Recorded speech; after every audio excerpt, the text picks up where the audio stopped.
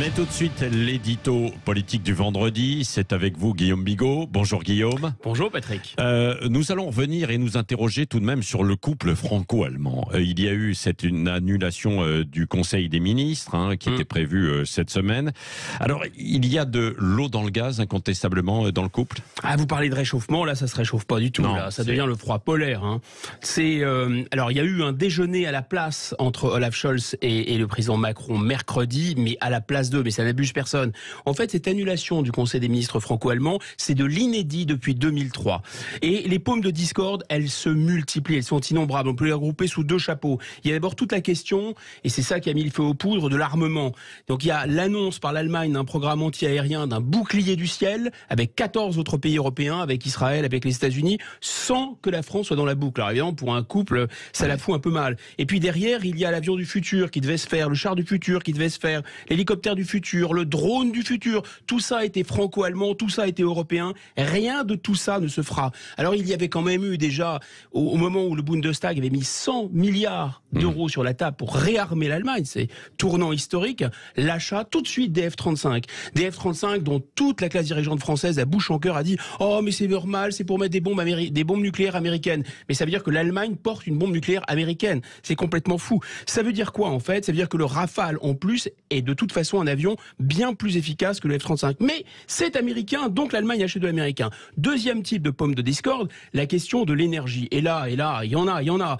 Le plafonnement du prix du gaz que veut la France pour éviter d'être étranglé cet hiver. L'Allemagne n'en veut pas parce que ça ne plaît pas aux Verts qui veulent la sobriété tout de suite et maintenant. L'hydrogène vert, grand projet européen, donc franco-allemand. Qu'est-ce que fait l'Allemagne? Elle va en Arabie Saoudite, elle va au Canada se fournir en hydrogène vert. Ensuite, il y a une demande allemande, une déception allemande de tirer un peu nos tuyaux de gaz qui passent par l'Espagne, Midcast. Eh bien, la France n'en veut pas. Il y a surtout 200 milliards d'euros qui sont mis sur la table par l'Allemagne, mais contrairement à ce qui avait été fait pour Madame Merkel, mise en commun de l'achat des vaccins, vous vous souvenez, même emprunt européen, cette fois-ci, Olaf Scholz dit 999. Ce n'est que par les Allemands, c'est de l'argent allemand pour les Allemands. Donc rien ne va plus dans le couple alors? J'aurais tendance à vous dire, rien n'a jamais été, Patrick. Pour cause, cette histoire de couple, c'est une légende qu'on nous raconte depuis 40 ans. Le terme couple, scoop ce matin, n'a jamais été utilisé de l'autre côté du Rhin.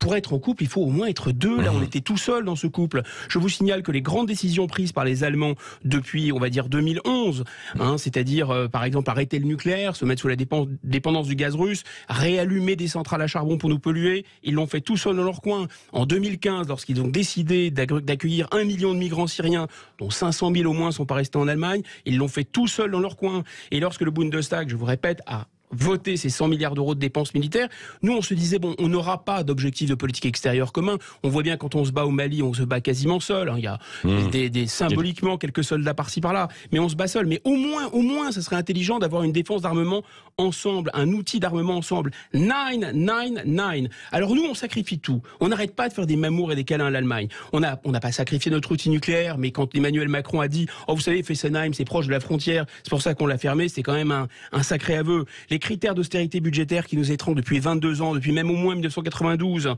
alors qu'on a des besoins démographiques et militaires qui sont incomparables. On a gobé, si j'ose dire, une monnaie surévaluée pendant des décennies, largement responsable d'excédents commerciaux records pour l'Allemagne. Pourquoi? Parce que cette monnaie unique, elle était moins élevée que le mark. Nous, nos chômeurs et les chômeurs espagnols l'ont amorti. Mais de l'autre côté, si on avait eu un franc, on aurait eu une monnaie moins forte, donc on aurait été plus compétitif. Et ça, ce sont nos chômeurs qui l'ont payé. On a fait tous ces sacrifices. Pourquoi? On était même prêt à sacrifier notre siège de Conseil de sécurité de l'ONU. Pourquoi?